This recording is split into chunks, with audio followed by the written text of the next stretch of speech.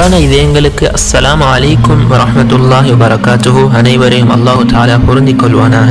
அல்லாஹு தஆலா மிக நீதமானவன். அவன் அடியார்களுக்கு அநியாயம் செய்யறதும் இல்லை, அடியார்களுக்கு மத்தியில அநியாயம் இழைக்கிறத அவன் விரும்புறதும் இல்லை. மனிதர்களுக்கு மத்தியில தொழிலாளி முதலாளி, பணக்காரர் ஏழை உயரமானவர் குள்ளமானவர், கொளுத்தவர் மெலிந்தவர், பலமானவர் பலவீனமானவர், ஆரோக்கியமானவர் நோயாளி போன்ற ஏற்றத்தாழ்வு வித்தியாசங்களுடன் படைக்கப்பட்டிருப்பது ஒரு மனிதனுடைய தேவை இன்னொரு மனிதனுடைய உதவியால் நிறைவு பெற்று இந்த உலகம் எந்தவித சிக்கலுமின்றி சீரான முறையில் இயங்குவதற்காக வேண்டியாகும். இன்னும் இந்த உலகம் மனிதர்களுக்கு சோதனைக்குரிய பரிசோதிக்கப்படக்கூடிய ஒரு இடமாக இருக்கும். மனிதர்களுக்கு மத்தியில் இருக்கக்கூடிய ஏற்றத்தாழ்வு வித்தியாசத்துடன் அவர்களுக்கு நிகழக்கூடிய சோதனைகளும் வித்தியாசப்படும். அந்த சோதனையின் போது மனிதன் எடுக்கக்கூடிய முடிவுகளுக்கு ஏற்ப அவர்களுடைய தீர்வுகளும் வித்தியாசப்படும். இந்த உலக வாழ்க்கையில அநேகமாக பெரும்பாலும் பலவீனரை விட பலமானவரும்,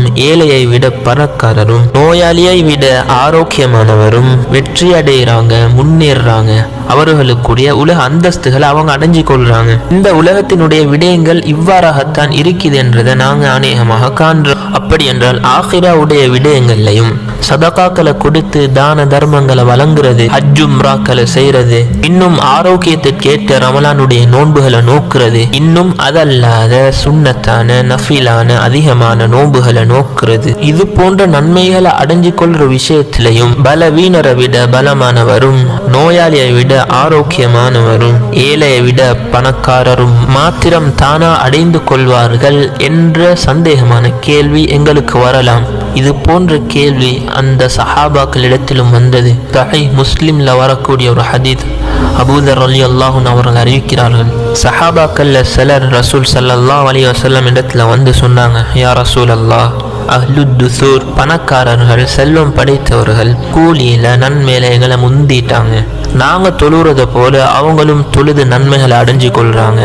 நாங்க நோன்பு பிடிக்கிறத போல அவங்களும் நோன்பு பிடிச்சு நன்மைகளை அடைஞ்சு கொள்றாங்க. என்றாலும் அவர்கள்ட்ட இருக்கக்கூடிய செல்வத்தினால அவங்க தான தர்மங்களை செய்யறாங்க, சதகா கொடுக்கறாங்க. இது எங்களுக்கு முடியாத காரியமா இருக்குது என்பதாக சொன்ன நேரத்துல ரசூல் ஸல்லல்லாஹு அலைஹி வஸல்லம் அவங்க சொன்னாங்க, அவங்க தன்னுடைய செல்வங்களால சதகா கொடுத்து சதகாவினுடைய நன்மையை அடைஞ்சு கொள்றத போல சதகாவினுடைய நன்மையை தரக்கூடிய சில விஷயங்களை அல்லாஹு தஆலா உங்களுக்கு ஆக்கல்லையா, உங்களுக்கு தரலையா என்று கேட்டு விட்டு சொன்னாங்க ஸல்லல்லாஹு அலைஹி வஸல்லம் அவங்க, நீங்க சுப்ஹானல்லாஹ் என்று சொல்றதும் சதகா, அல்லாஹு அக்பர் என்று சொல்றதும் சதகா, அல்ஹம்துலில்லாஹ் என்று அல்லாஹ்வை புகழ்றதும் சதகா, லா இலாஹ இல்லல்லாஹ் என்று சொல்றதும் சதகா, பிறருக்கு நல்ல விஷயத்தை சொல்லி கொடுக்கிறது, நன்மையை ஏவுறதும் சதகா, பிறரை பாவத்தில இருந்து கெட்டதுல இருந்து தடுக்கிறதும் சதகா, இன்னும் உங்களுடைய மனைவியினுடைய கருவுல உங்களுடைய விந்த வைக்கிறதும் சதகா என்பதாக சொன்னாங்க. சஹாபாக்கள்ல சிலர் இதை கேட்டுட்டு சொன்னாங்க, யா ரசூலல்லாஹ், எங்கள்ல ஒருத்தர் அவருடைய இச்சையை பூர்த்தி செய்யறதுக்கும் அல்லாஹ் தஆலா கூலி கொடுக்கிறானா என்பதாக கேட்ட நேரத்துல சொன்னாங்க ஸல்லல்லாஹு அலைஹி வஸல்லம் அவங்க, எப்படி ஒரு மனிதன் தன்னுடைய இச்சையா ஹராமான ஒரு வழியில அவன் பாவிக்கிறதுக்கு அல்லாஹ் தஆலா பாவத்தை கொடுக்கிறானோ, தண்டனையை கொடுக்கிறானோ, அதே போல அவன் தன்னுடைய இச்சையை ஹலாலான முறையில அதை ஈடுபடுத்துறான், ஹலாலான முறையில அதை அவன் தீர்த்து கொள்றான்டா அதுக்கு அல்லாஹ் தஆலா கூலியை கொடுக்கிறான் என்பதாக சொன்னாங்க. அபூ ஹுரைரா ரலியல்லாஹு அன்ஹு அறிவிக்கக்கூடிய இன்னொரு ஹதீஸ்ல ஏழை முஸ்லிம்கள் ரசூல் ஸல்லல்லாஹு அலைஹி வஸல்லம் அவங்களிடத்துல சொன்னாங்க, யா ரசூலல்லாஹ், அஹ்லுத்துசூர் பணக்காரர்கள் செல்வம் படைத்தவர்கள் எங்களை விட உயர்ந்த அந்தஸ்துகளை அடைஞ்சு கொண்டுட்டாங்க, நிஅமத்களை அடைஞ்சு கொண்டுட்டாங்க என்பதாக சொன்னாங்க. இது என்ன என்பதாக ரசூல் ஸல்லல்லாஹு அலைஹி வஸல்லம் அவங்க கேட்டதற்கு சஹாபாக்கள், நாங்க தொழுறத போல அவங்களும் தொழுறாங்க, நாங்க நோன்பு பிடிக்கிறத போல அவங்களும் நோன்பு பிடிக்கிறாங்க, அவங்களுக்கு இருக்கக்கூடிய செல்வங்களால சதகா கொடுக்கறாங்க, எங்களுக்கு சதகா கொடுக்கிறது இயலாது, முடியாது. அவங்க அடிமைகளை உரிமையிட்டு நன்மைகளை சம்பாரிச்சு கொள்றாங்க, எங்களால அடிமைகளை உரிமையின்றது முடியாத காரியம் என்பதாக சொன்னாங்க. ரசூலுல்லாஹி ஸல்லல்லாஹு அலைஹி வஸல்லம் அவங்க, நான் உங்களுக்கு ஒரு விஷயத்தை கட்டு தரட்டுமா, அந்த விஷயத்தால நீங்க அவங்கள முந்தினவங்களை அடைஞ்சு கொள்வீங்க, உங்களை பிந்தி வரவங்களை இன்னும் முந்திருவீங்க, இன்னும் உங்களை விட சிறந்தவங்களாக அதே விடயங்களை செய்யறவங்களை தவிர வேற யாரும் ஆக மாட்டாங்க என்பதாக என்பதாக சொன்னாங்க. அதற்கு சஹாபாக்கள் கற்றுத்தாருங்கள் என்பதாக சொன்ன போது ஸல்லல்லாஹு அலைஹி வஸல்லம் அவங்க சொன்னாங்க, தொழுகைக்கு பின்னால சுப்ஹானல்லாஹ், அல்லாஹு அக்பர், அல்ஹம்துலில்லாஹ் என்று 33 தடவை தொடர்ந்து ஓதி வருவீராக என்பதாக சொன்னாங்க. அதற்கு பின்னால இந்த ஏழை முஹாஜிர்கள் இந்த அமல் செய்யறத பணம் படைத்த சஹாபாக்கள் கண்டு என்ன என்பதாக கேட்ட நேரத்தில் அவங்களிடத்த இந்த விவரத்தை சொன்னதும் அவங்களும் இந்த அமலை செய்யறதுக்கு ஆரம்பிச்சாங்க. ஏழை முஹாஜிர்கள் ரசூல் ஸல்லல்லாஹு அலைஹி வஸல்லம் அவங்களிடத்துல திரும்ப வந்து, யா ரசூல் அல்லாஹ், நாங்க செய்யறத போல அவங்களும் செய்யறாங்க என்பதாக சொன்னதற்கு ரசூல் ஸல்லல்லாஹு அலைஹி வஸல்லம் அவங்க சொன்னாங்க, ذَلِكَ فَضْلُ اللَّهِ يُؤْتِيهِ مَن يَشَاءُ, இது அல்லாஹ் தஆலாவினுடைய சிறப்புல இருக்கக்கூடிய ஒன்று, இது அவன் நாடினவங்களுக்கு கொடுப்பான் என்பதாக சொன்னாங்க. நாளை மறுமையில் நன்மைகள் அதனுடைய தோற்றங்களை பொறுத்தோ அளவுகளை பொறுத்தோ அல்லது மனிதர்களுக்கு மத்தியில் இருக்கக்கூடிய ஏற்ற தாழ்வுகளுக்கு ஏற்ப கொடுக்கப்பட மாட்டாது. நாளை மறுமையில் மனிதன் அவனுடைய எண்ணம் அவனுடைய நாட்டங்களுக்கு ஏற்றவாறு அவன் நன்மைகளையும் தீமைகளையும் அறிந்து கொள்வான். ஒரு மனிதனுடைய நல்ல எண்ணங்களால் நல்ல நாட்டங்களால் அவன் செய்யக்கூடிய சின்ன விடயமும் பெரியதாக பெரிய நன்மைகளை கொண்டு வந்து சேர்க்கக்கூடியதாகவும், அவனுடைய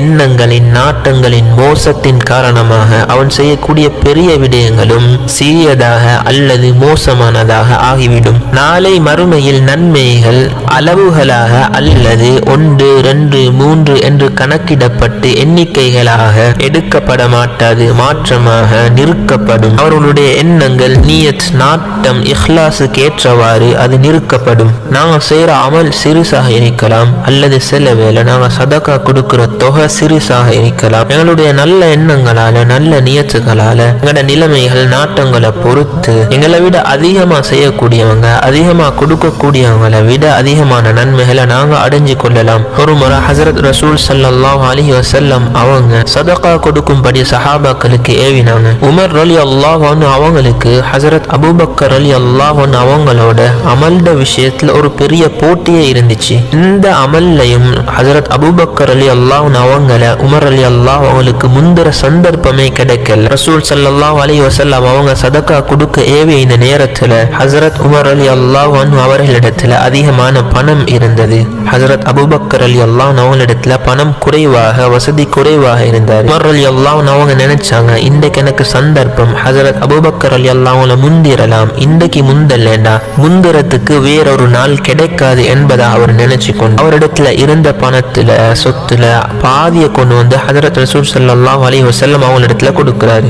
ரசூல் ஸல்லல்லாஹு அலைஹி வஸல்லம் அவங்க உமர் ரலியல்லாஹு அன்ஹு அவங்களிடத்துல, மா அபகைத லி அஹ்லிக், உங்களுடைய குடும்பத்திற்காக நீங்க எதை மீதமாக வச்சிருக்கிறீங்க என்பதாக கேட்ட நேரத்துல ஹஸரத் உமர் ரலியல்லாஹு அன்ஹு அவங்க இதை போல, அதாவது பாதியை எடுத்துட்டு பாதியை வச்சுட்டு வந்திருக்கிறேன் என்பதாக சொல்றாரு. இதே கேள்வியை ஹஸரத் அபூபக்கர் ரலியல்லாஹு அன்ஹு அவரிடத்துல கேட்ட போது, நான் என்னுடைய குடும்பத்திற்கு அல்லாஹ்வையும் அல்லாஹ்வுடைய ரசூலையும் தவிர வேற எதையும் மீதமாக வைக்கவில்லை என்பதாக சொல்றாரு. அவரிடத்துல இருந்தது குறைவான செல்வம், குறைவான பணம், ஆனா அவங்க எல்லாத்தையும் மொத்தமாக கொண்டு வந்தாங்க. ஹஸரத் உமர் ரலியல்லாஹு அன்ஹு அவங்க சொல்றாங்க, எந்த ஒரு விஷயத்திலையும் ஹஸரத் அபூபக்கர் ரலியல்லாஹு அன்ஹு அவங்களோட எனக்கு போட்டி போடுறது கேளா, எனக்கு அவங்கள முந்துறது கேளா, அவங்களே எல்லாத்திலையும் முந்துறாங்க என்பதாக சொல்றாரு. செய்யற விஷயம் சிறுசி அல்லது அளவு சிறுசி என்பதற்காக வேண்டி நாங்க செய்யற அமல் சிறுசாகிடாது. பலவீனமானவரை விட பலமானவர் சிறந்தவராக ஆக மாட்டாரு. பலவீனமானவர் அவருடைய பலத்திற்கேற்ப அவருடைய 100% பலத்தையும் அவர் பாவிக்கிறதும், பலமானவர் அவருடைய பலத்திற்கேற்ப 100% அவருடைய பலத்தை பாவிப்பதும் சமன். இந்த உலகத்துல செல்வந்தர்களாக இருந்தவங்க, பலம் வாய்ந்தவங்க, சக்தி வாய்ந்தவங்க, ஆரோக்கியம் கொடுக்கப்பட்டவங்க, நியாமத்துகள் கொடுக்கப்பட்டவங்க, அவங்களுக்கு கொடுக்கப்பட்ட நியாமத்துகளுக்கான கேள்விகளுக்கு அவங்க பதில் கொடுக்கிறதுக்கு நாளை மறுமையில எடுக்கக்கூடிய நேரம் மிக அதிகமானது. சொன்னாங்க ஸல்லல்லாஹு அலைஹி வஸல்லம் அவங்க, பணக்காரர்களுக்கான ஏழைகள் 500 வருடங்களுக்கு முன்னால சுவர்க்கம் நுழைவார்கள். இன்னொரு ரிவாயத்துல அரை நாள் முன்னதாக சுவர்க்கம் நுழைவார்கள் என்பதாக. நாளை மறுமையினுடைய ஒரு நாள் இந்த உலகத்தினுடைய 1000 வருடங்களுக்கு சமனானது. அரை நாள் என்பதாக வைத்தால் 500 வருடங்கள், 500 வருடங்களாக வைத்தால் பல லட்சம் வருடங்களுக்கு முன்னதாக ஏழைகள் சுவர்க்கம் நுழைவார்கள். இந்த உலகத்துல சோதனைகள் எந்த அளவுக்கு அதிகமாக இருக்குதோ, வறுமையில எந்த அளவுக்கு பாடுபடுறோமோ கஷ்டப்படுறோமோ அதுக்கேற்றவாறு நாளை மறுமையில கூலிகள் கிடைக்கும். அல்லாஹ் மிக நீதமானவன், அதை விளங்கக்கூடிய நிதானத்தன்மை அது எங்களிடத்துல தான் இல்லை.